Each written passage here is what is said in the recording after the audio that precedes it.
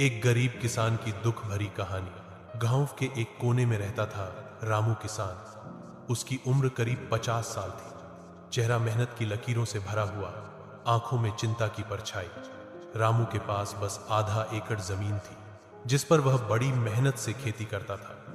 पर बारिश कभी सही समय पर नहीं होती, कभी सूखा पड़ता तो कभी बाढ़ आ जाती। रामू के घर में उसकी बीमार पत्नी, 2 छोटे बच्चे और बूढ़ी माँ थी। खेती से जितनी फसल होती उसमें घर का खर्च, बच्चों की पढ़ाई और दवा का खर्च निकलना बहुत मुश्किल था। कर्ज पर कर्ज चढ़ता गया। गांव के साहूकार से लिया कर्ज रामू की रातों की नींद और दिन का चैन दोनों छीन चुका था। हर साल वह उम्मीद करता कि इस बार अच्छी फसल होगी, सब ठीक हो जाएगा, मगर किस्मत हर बार उसे और तोड़ देती। एक साल जब बारिश बिल्कुल नहीं हुई, उसकी फसल पूरी तरह बर्बाद हो गई। घर में खाने को अनाज भी नहीं बचा। बच्चे भूख से बिलखते रहे। पत्नी की दवा भी छूट गई। रामू ने गांव जाकर मजदूरी करने की कोशिश की, मगर वहां भी काम नहीं मिला।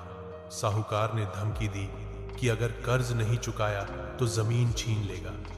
रामू की आंखों के सामने अंधेरा छा गया। वो अपनी जमीन, अपने बच्चों का भविष्य सब डूबता देख रहा था, पर फिर भी उसने हार नहीं मानी। वो दिन रात मजदूरी करता रहा। गांव के बाहर ईंट भट्टों पर काम किया, खेतों में दूसरों की मजदूरी की। धीरे धीरे उसने थोड़ा थोड़ा करके कर्ज चुकाना शुरू किया। उसकी मेहनत रंग लाई। अगले साल जब बारिश अच्छी हुई, रामू की फसल भी अच्छी हुई। उसने पहली बार अपने बच्चों के लिए नए कपड़े खरीदे और पत्नी का इलाज करवाया।